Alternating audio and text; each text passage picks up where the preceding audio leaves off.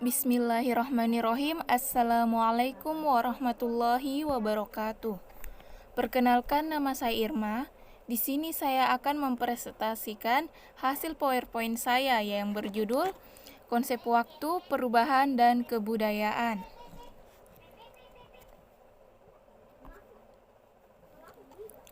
Langsung saja, pengertian kata sejarah. Kata sejarah berasal dari bahasa Arab yaitu syajarah, artinya terjadi. Sedangkan kata syajaratun artinya pohon kayu yang terus-menerus tumbuh dari bumi ke udara yang mempunyai cabang bahan dan daun bunga serta buah. Menurut Muhammad Yamin, di dalam kata sejarah tersirat makna dalam pertumbuhan atau kejadian. Secara etimologis, makna kata sejarah adalah tumbuh, hidup, berkembang, dan bergerak terus-menerus dan akan berjalan terus sepanjang masa. Di sini ada beberapa definisi yang dikemukakan oleh para sejarawan, di antaranya yang pertama yaitu menurut Isma'un. Sejarah adalah suatu ilmu pengetahuan tentang rangkaian kejadian yang berkualitas pada masyarakat dengan segala aspeknya serta proses gerak perkembangannya yang kontinu dari awal sampai sekarang yang berguna bagi pedoman kehidupan masyarakat masa sekarang serta sebagai arah cita-cita masa depan. Kedua, menurut Muhammad Yamin, sejarah adalah ilmu pengetahuan yang pada umumnya berhubungan dengan cerita bertarik sebagai hasil penafsiran kejadian-kejadian dalam masyarakat pada masa lampau yang disusun berdasarkan hasil penyelidikan bahan-bahan tulisan atau tanda-tanda lain. Ketiga, menurut James Bang. Menurut James Bang ini, sejarah adalah sebuah peristiwa yang masa lampau atau sejarah sebagai kenyataan.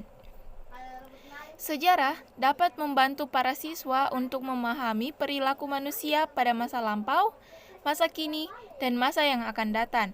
Tujuan-tujuan baru pendidikan sejarah. Yang keempat yaitu menurut Kunto Wijoyo, sejarah dapat diartikan menjadi dua macam. Yang pertama sejarah dalam arti negatif dan yang kedua sejarah dalam arti positif. Sejarah dalam arti negatif ini terbagi lagi beberapa macam. Yang pertama, sejarah itu bukan mitos. Sama-sama menceritakan masa lampau, sejarah berbeda dengan mitos. Mitos menceritakan masa lampau dengan waktu yang tidak jelas dan kejadian yang tidak masuk akal di masa sekarang. Misalnya dari Jawa ada mitos tentang Raja Dewata Cengkar, seorang raja pemakan manusia yang akhirnya dikalahkan oleh Aji Saka. Dari Sumatera, ada mitos tentang Raja Iskandar Zulkarnain yang diturun dari Bukit Sengutang yang kemudian menurunkan raja-raja.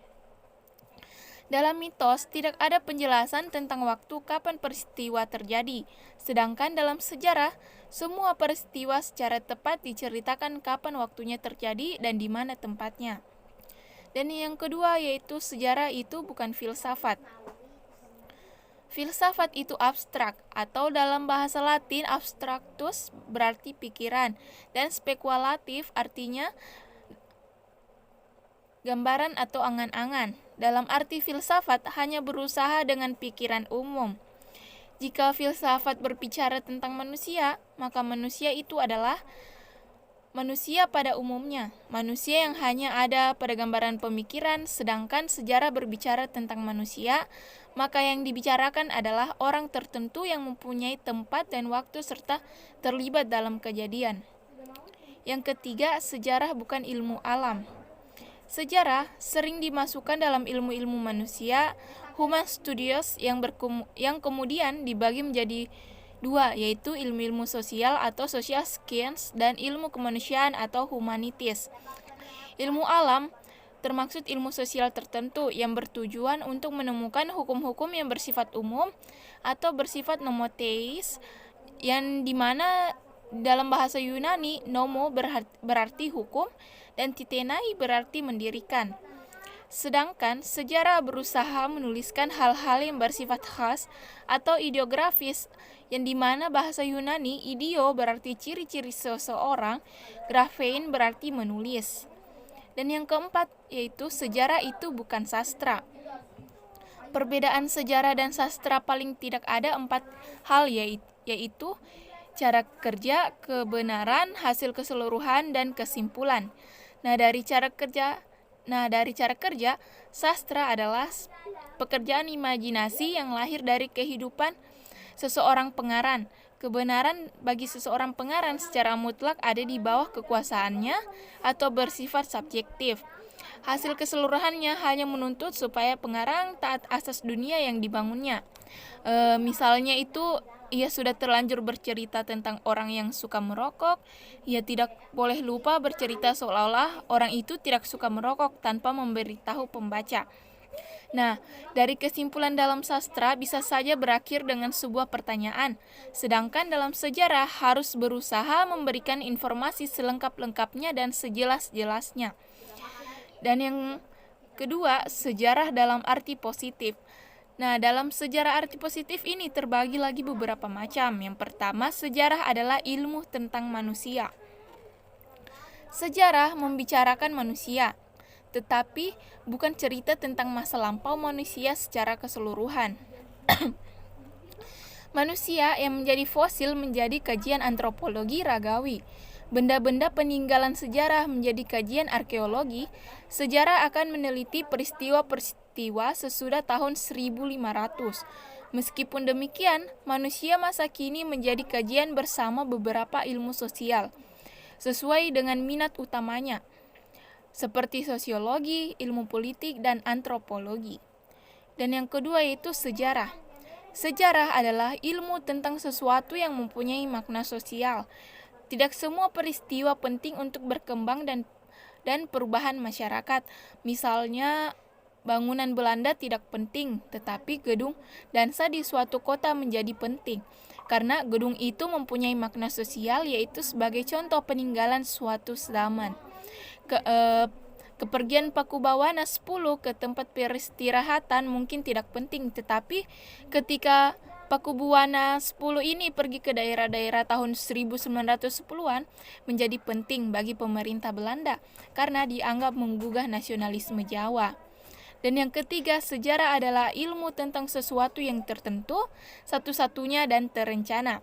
Nah, sejarah adalah sejarah tertentu, partikular, yang dimana bahasa Latinnya itu particularis berarti tertentu.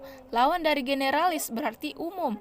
Selanjutnya, sejarah adalah ilmu yang unik mengenai satu-satunya, yang dimana bahasa Latinnya itu unisco berarti satu-satunya. Oleh karena itu, sejarah menulis peristiwa yang terkait dengan tempat dan waktu yang hanya terjadi sekali. Misalnya, sejarah itu menulis pemberontakan komunis di Indonesia pada tahun 1945, tidak tentang pemberontakan pada umumnya yang dapat terulang kembali. Pemberontakan komunis di Indonesia pada tahun 1965 itu hanya terjadi sekali itu dan tidak terulang lagi di tempat lain. Dan yang keempat, sejarah adalah ilmu tentang waktu. Sejarah membicarakan masyarakat dari segi waktu. Apa yang dibicarakan tentang waktu? Nah, hal-hal yang dibicarakan tentang waktu ada 4, yaitu perkembangan, kesinambungan, pengulangan, dan perubahan. Biasanya, masyarakat akan berkembang dari bentuk yang sederhana ke bentuk yang lebih kompleks. Misalnya, perkembangan demokrasi di Amerika Serikat, masyarakat Amerika Serikat itu mulanya berbentuk kota-kota kecil di New England pada abad ke-17. Kemudian tumbuh dewan-dewan kota. Nah, dari dewan-dewan kota berkembang menjadi kota-kota provinsi, dari kota provinsi timbul kota-kota besar. Dari kota-kota besar tersebut timbullah kota metropolitan, dan dari kota metropolitan timbul kota megapolitan. Sementara itu, demokrasi mengikuti perkembangan kota. Jadi, kesinambungan terjadi apabila suatu masyarakat baru hanya melakukan adopsi lembaga-lembaga lama.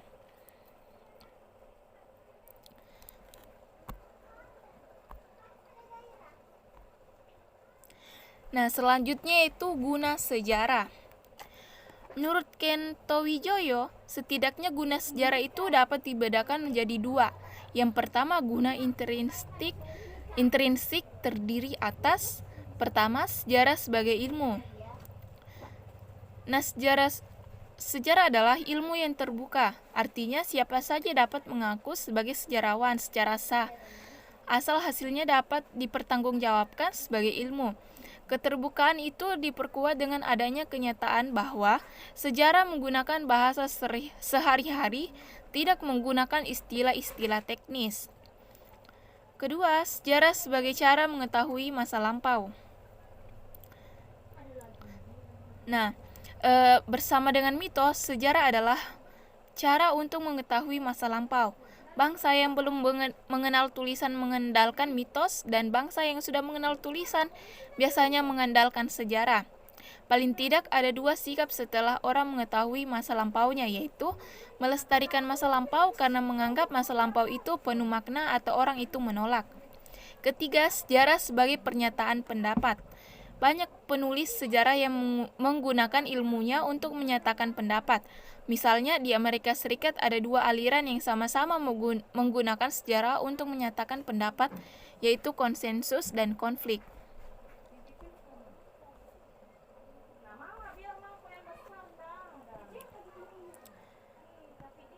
Pendidikan moral.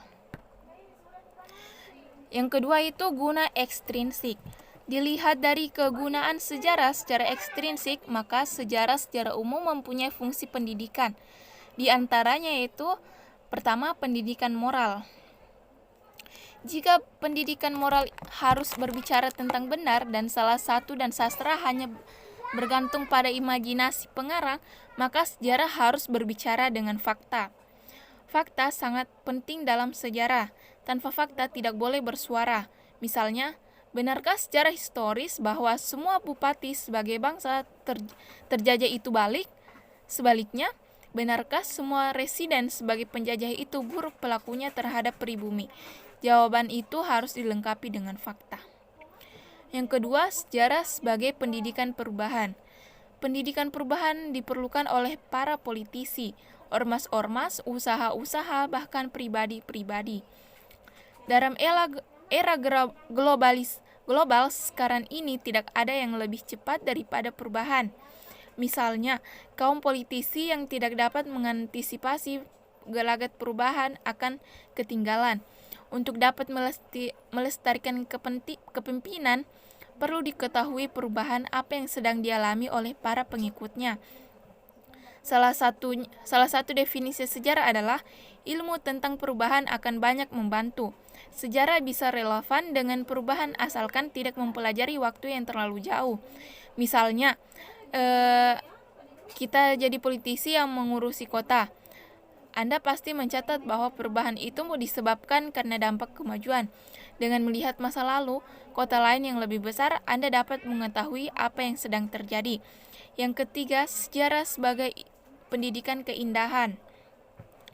Coba kita bayangkan bahwa sejarah adalah serdadu Belanda di Benteng Makassar atau Jawa waktu masih bernama Batavia, atau Anda sedang berkunjung ke monumen pertempuran betapa sulitnya melawan peluru dengan bambu runcing. Bagaimana perasaan Anda jika Anda membaca buku tentang perang Diponegoro, perang Paderi, dan perang Aceh? Dengan sejarah mengajarkan itu semua, Anda diminta untuk membuka hati dan perasaan. Pengalaman estetik akan datang melalui mata waktu kita, antara lain datang ke monumen, candi, istana, dan membaca. Nah, tugas sejarah berkaitan dengan waktu. Para sejarawan sepakat bahwa ilmu sejarah bertugas membuka peristiwa ke masa lampau atau waktu yang lalu umat manusia, memaparkan kehidupan manusia dalam berbagai aspek kehidupannya dan mengikuti perkembangannya dari masa yang paling tua hingga masa kini. Tugas sejarah membuka masa lampau umat manusia mengandung pengertian bahwa sejarah meneliti dan mengkaji peristiwa-peristiwa di dalam masyarakat manusia yang terjadi di masa lampau. Peristiwa pada masyarakat manusia dan masa lampau atau waktu yang lalu adalah sesuatu yang penting dalam definisi sejarah. Peristiwa yang tidak memiliki hubungan dengan kehidupan masyarakat manusia pada masa lampau bukanlah suatu peristiwa sejarah. Demikian pula dengan adanya peristiwa yang terjadi di masa sekarang belum menjadi sejarah. Dengan demikian, konsep waktu menjadi sangat penting. Selanjutnya, pengertian perubahan sosial budaya. Di sini pengertian perubahan sosial budaya terbagi-bagi. Yang pertama itu menurut Kingsley Davis.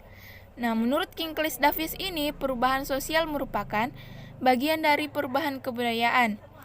Perubahan kebudayaan mencangkup semua unsur kebudayaan, misalnya kesenian, ilmu pengetahuan, teknologi, dan lain-lain, termaksud perubahan-perubahan dalam bentuk serta aturan-aturan organisasi sosial. Kedua, menurut Taylor. Nah, menurut Taylor ini mengemukakan bahwa kebudayaan adalah suatu kompleks yang mencangkup pengetahuan, kepercayaan, kesenian, norma hukum, adat istiadat, serta kebiasaan dari manusia sebagai warga masyarakat. Perubahan kebudayaan adalah setiap perubahan dari semua unsur kebudayaan tersebut. Ketiga, menurut Gillin dan Gillin. Menurut dia mengatakan bahwa perubahan sosial budaya merupakan variasi dari cara-cara hidup yang telah diterima, baik itu karena perubahan kondisi geografis, kebudayaan, komposisi penduduk, ideologi, difusi, atau penemuan-penemuan baru dalam masyarakat. Keempat yaitu menurut Selo Sumarjan. Nah, menurut dia, perubahan sosial budaya adalah segala perubahan pada lembaga-lembaga kemasyarakatan di dalam suatu masyarakat yang mempengaruhi sistem sosialnya, termaksud di dalamnya nilai-nilai sikap dan pola perilaku di antara kelompok-kelompok dalam masyarakat. Selanjutnya, faktor-faktor yang menyebabkan perubahan sosial budaya dan pada dasarnya dapat dibedakan menjadi dua. Yang pertama itu faktor internal. Yang dimaksud faktor internal adalah faktor yang berasal dari dalam masyarakat itu sendiri, yang diantaranya yang pertama bertambah dan berkurangnya penduduk. Bertambah penduduk yang sangat cepat menyebabkan terjadinya perubahan dalam struktur masyarakat, terutama yang menyangkut lembaga-lembaga kemasyarakatan. Lembaga sistem hak milik atas tanah mengalami perubahan-perubahan. Orang mengenal hak milik individual atas tanah, sewa tanah, gadai tanah, bagi hasil dan sebagainya, yang sebelumnya tidak dikenal oleh masyarakat. Yang kedua, penemuan-penemuan baru. Inovasi atau innovation merupakan suatu proses sosial dan budaya yang besar. Tetapi dalam jangka waktu yang tidak terlalu lama, proses tersebut meliputi suatu penemuan unsur baru budaya. Unsur kebudayaan baru tersebut disebarkan ke masyarakat, lalu diterima, dipelajari, dan akhirnya dipakai dalam masyarakat yang bersangkutan.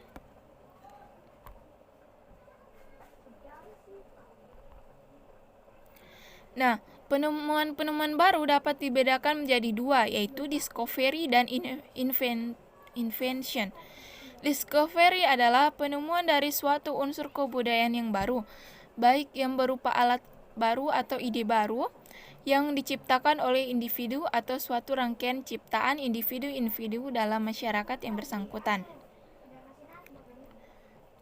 Adapun faktor-faktor yang mendorong timbulnya penemuan-penemuan baru dalam masyarakat adalah sebagai berikut, yaitu pertama, adanya kesadaran masyarakat akan kekurangan kebudayaannya. Kedua, adanya kualitas para ahli dari suatu kebudayaan. Ketiga, adanya perangsang bagi kegiatan-kegiatan penciptaan dalam masyarakat. Keempat, pengaruh unsur-unsur budaya luar yang lebih bermanfaat bagi kehidupan masyarakat. Kelima, adanya lembaga atau organisasi sosial yang mendorong ke arah penemuan baru tersebut. Nah, yang kedua yaitu faktor eksternal. Dalam respon psikologi, individu terdapat cross-cultural contact. Ada 4 kemungkinan, yaitu yang pertama tipe passing, yaitu individu menolak kebudayaan yang asli dan mengadopsi kebudayaan yang baru. Kedua, tipe chauvinist, yaitu individu menolak sama sekali pengaruh-pengaruh budaya asing. Mereka kembali kebudayaan asli mereka, dan biasanya mereka menjadi nasionalis yang militan dan pejuang kuat untuk menolak pengaruh-pengaruh budaya asing tersebut.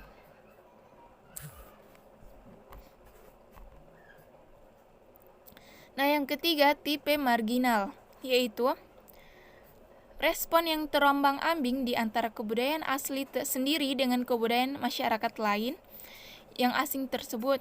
Dan yang keempat, tipe mediating, yang dimana individu dapat menyatukan bermacam-macam identitas budayanya, mempunyai keseimbangan integrasi, dan memperoleh personality dua atau beberapa kebudayaan. Respon individu bersifat selektif, kombinasi, dan mensintesiskan tanpa melupakan inti budayanya sendiri. Selanjutnya, faktor-faktor yang menyebabkan masyarakat menolak adanya perubahan sosial budaya.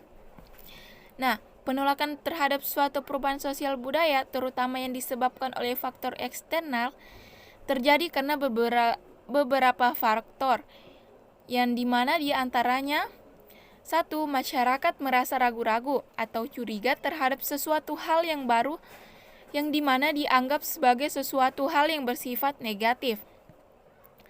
Adanya pandangan seperti ini muncul dalam perilaku menolak langsung atau menolak terlebih dahulu sambil mempelajarinya untuk kemudian menerima atau menolak.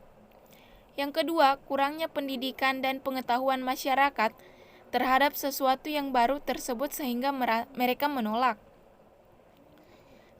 Ketiga, adanya kecenderungan untuk tetap menyukai, memelihara sesuatu hal yang lama membuat inovasi terhalang. Misalnya masih adanya sikap priai dan sikap feodalisme menghalangi seseorang untuk berorientasi pada prestasi individu.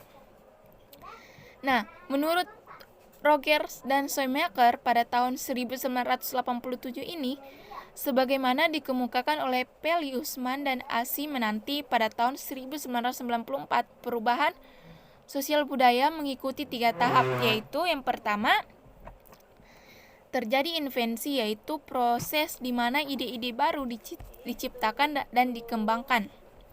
Tahap kedua yaitu difusi, yaitu penyebaran atau komunikasikan ide-ide ke dalam sistem sosial. Ketiga, konsekuensi, yaitu perubahan-perubahan yang terjadi dalam sistem sosial sebagai akibat pengadopsian atau penolakan inovasi.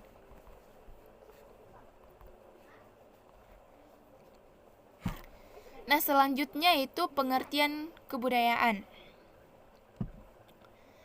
Kata kebudayaan berasal dari kata Sangkerta atau budaya, yaitu terbentuk jamak dari buti, yang berarti budi atau akal. Dengan demikian, secara sederhana, kebudayaan dapat diartikan hal-hal yang bersangkutan dengan akal. Menurut Kontenjaningrat pada tahun 1979. Selain itu, ada yang mengupas kata budaya sebagai perkembangan dari kata majemuk budidaya yang mempunyai arti dari kata puji. Oleh karena itu, mereka membedakan budaya dari kebudayaan. Budaya adalah daya dari budi yang merupakan cipta rasa dan karsa, sedangkan kebudayaan adalah hasil dari cipta, rasa, dan karsa. Dengan kata lain, hasil dari ketiga unsur akal atau budi, yang dimana cipta, rasa, dan karsa itulah yang disebut dengan kebudayaan. Nah, di sini terbagi lagi beberapa divisi kebudayaan sebagaimana dikutip oleh Widyosiswoyo pada tahun 1996. Yang pertama, menurut Kontenjaningrat, kebudayaan itu keseluruhan sistem gagasan, tindakan, dan hasil karya manusia dalam rangka kehidupan masyarakat yang dijadikan milik dari manusia dengan cara belajar. Kedua, menurut Ki Hajar Dewantara, kebudayaan berarti buah budi manusia, yaitu hasil perjuangan manusia terhadap dua pengaruh kuat, yakni alam dan zaman, kodrat dan masyarakat, yang merupakan bukti kejayaan hidup manusia untuk mengatasi berbagai tantangan dalam hidup dan penghidupannya, guna mencapai keselamatan dan kebahagiaan yang pada lahirnya bersifat tertib dan damai. Ketiga, menurut Sultan Takdir Ali Syabana mengatakan bahwa kebudayaan adalah manifestasi dari cara berpikir, sehingga menurutnya pola kebudayaan itu sangat luas, sebab semua perilaku dan perbuatan tercakup di dalamnya dan dapat diungkapkan pada basis dan cara berpikir, termasuk di dalamnya perasaan, karena perasaan juga merupakan maksud dari pikiran. Keempat, menurut C. Van Paursen. Nah, dia mengatakan bahwa dewasa ini kebudayaan diartikan sebagai manifestasi kehidupan setiap orang dan kehidupan setiap kelompok orang berlainan dengan hewan. Maka manusia tidak dapat hidup begitu saja di tengah alam. Oleh karena itu, untuk dapat hidup, manusia harus mengubah segala sesuatu yang telah disediakan oleh alam. Misalnya itu, adanya beras agar dapat dikonsumsi harus diubah dulu menjadi nasi.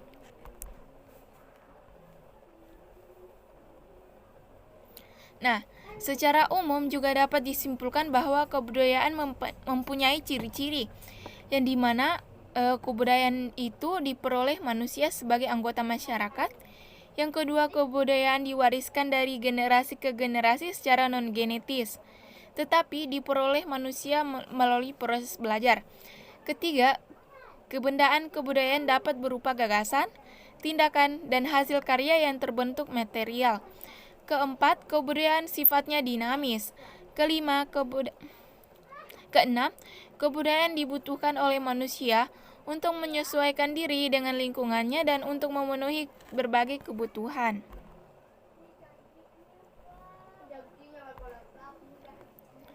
Nah, unsur-unsur kebudayaan. Unsur-unsur kebudayaan ini bagian suatu kebudayaan yang dapat digunakan sebagai satuan analisis tertentu. Dengan adanya unsur tersebut, kebudayaan lebih mengandung makna totalitas daripada sekedar penjumlahan unsur-unsur yang terdapat di dalamnya.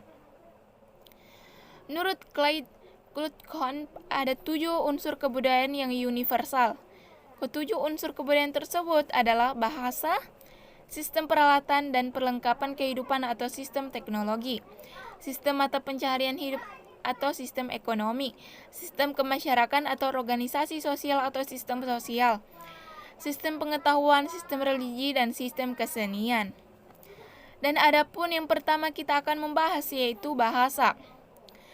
Menurut Ernest Cassirer, pada tahun 1987 ini menyatakan bahwa manusia adalah makhluk yang menggunakan simbol atau animal symbolikum. Artinya, manusia adalah makhluk yang menggunakan simbol, khususnya bahasa. Dengan kata lain, bahasa berisi simbol atau lambang untuk mengkomunikasikan ide, gagasan, atau pemikiran. Yang kedua yaitu sistem peralatan dan perlengkapan hidup manusia atau sistem teknologi. Menurut Tono Nagoro pada tahun 1987, manusia adalah makhluk yang bersifat monopluralis, yaitu jamak tetapi satu, yang terdiri dari susunan kodrat, sifat kodrat, dan kedudukan kodrat. Susunan kodrat manusia ini terdiri atas jiwa dan raga. Sedangkan jiwa ini mempunyai apa yang disebut dengan cipta, rasa, dan karsa. Dengan cipta, rasa, dan karsa inilah manusia mampu menciptakan apa yang disebut dengan teknologi. Yang ketiga, sistem mata pencarian hidup atau sistem ekonomi. Nah, jika dilihat dari tingkah teknologi ini yang dipergunakan, maka sistem mata pencarian hidup dapat dibagi menjadi masyarakat pemburu dan peramu. Kedua, pertanian berpindah-pindah atau berladang. Tiga, peralatan intensi. Dan keempat, industri. Nah, yang keempat yaitu sistem kemasyarakatan atau organisasi sosial atau sistem sosial. Nah, pada kodratnya, manusia adalah sebagai makhluk monopluralis dan tidak ada manusia yang dapat hidup dan menjalani kehidupannya seorang diri. tetapi pasti memerlukan bantuan orang lain. Manusia hidup tanpa bantuan manusia lain tidak mungkin dapat memenuhi kebutuhan dan mempertahankan hidupnya di muka bumi. Manusia hidup di dalam masyarakat, ada rasa saling ketergantungan antara satu dengan yang lainnya. Yang kelima, sistem pengetahuan. Nah, pada sistem pengetahuan ini, segala sesuatu yang diketahui oleh manusia dengan cara belajar, baik belajar dari lingkungan alam, lingkungan sosial, maupun lingkungan budayanya. Pengetahuan yang sifatnya universal meliputi pengetahuan tentang tumbuh-tumbuhan atau yang biasa disebut dengan flora, dan binatang yang biasa disebut dengan fauna, ruang dan waktu, bilangan tubuh manusia, dan perilaku antar sesama manusia. Keenam, sistem religi atau kepercayaan.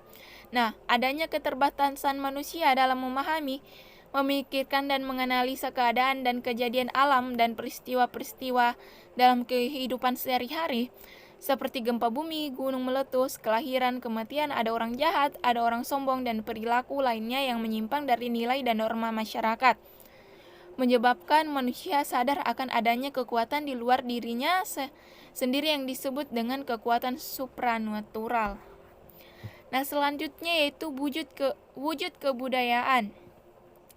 Di sini bisa kita lihat ada beberapa wujud kebudayaan menurut Kontajiningrat, yaitu ketujuh unsur kebudayaan tersebut masing-masing mempunyai 3 wujud kebudayaan, yang diantaranya yaitu sistem budaya, yaitu cultural system. Nah, pada wujud kebudayaan pada tingkat ini sebagai suatu kompleks dari ide-ide, gagasan, nilai-nilai, norma-norma, peraturan, dan sebagainya. Sifatnya masih abstrak, tidak dapat diraba atau difoto. Nah, lokasinya ada di kepala-kepala atau dalam pikiran masyarakat di mana kebudayaan itu berada. Apabila warga masyarakat menyatakan idenya dalam tulisan, maka lokasi wujud kebudayaan ideal tadi berada dalam karangan atau buku-buku hasil karya menulis warga masyarakat yang bersangkutan. Nah, pada zaman sekarang, wujud dan kebudayaan ideal ini banyak tersimpan dan dalam flash disk atau kartu komputer, pita komputer, dan lain-lain. Nah, ide-ide dan gagasan manusia banyak yang hidup bersama dalam masyarakat, memberi jiwa kepada masyarakat itu. Gagasan-gagasan itu saling terkait antara satu dengan yang lain, sehingga membentuk suatu sistem. Nah, para ahli antropologi dan sosiologi menyebutnya sebagai sistem budaya atau cultural system. Dalam bahasa Indonesia, untuk menyebut wujud kebudayaan yang bersifat ideal ini yaitu adat atau adat istiadat. Selanjutnya yang kedua yaitu sistem sosial atau social system. Nah, wujud kedua dari kebudayaan disebut sistem sosial atau social system. Sistem sosial ini terdiri dari aktivitas manusia yang berinteraksi dari hari ke hari menurut pola-pola tertentu, berdasarkan ada tata kelakuan aktivitas manusia. Dalam sistem sosial ini bersifat konkret, bisa difoto, bisa diobservasi. Nah, yang ketiga yaitu berupa kebudayaan fisik. Nah, wujud kebudayaan fisik adalah benda-benda hasil karya manusia. Sifatnya dari wujud kebudayaan ini sifatnya paling konkret. Wujud misalnya rumah, sepeda motor, komputer, kain batik, kancing baju, dan sebagainya. Sebagai contohnya itu sistem kepercayaan mempunyai wujud sebagai sistem keyakinan di gagasan-gagasan tentang Tuhan, dewa-dewa, roh-roh halus, neraka, surga, dan sebagainya. Selain itu, juga mempunyai wujud sistem sosial berupa pelaksanaan upacara-upacara keagamaan, organisasi-organisasi keagamaan, dan kegiatan-kegiatan sosial yang dilandasi oleh nilai-nilai keagamaan.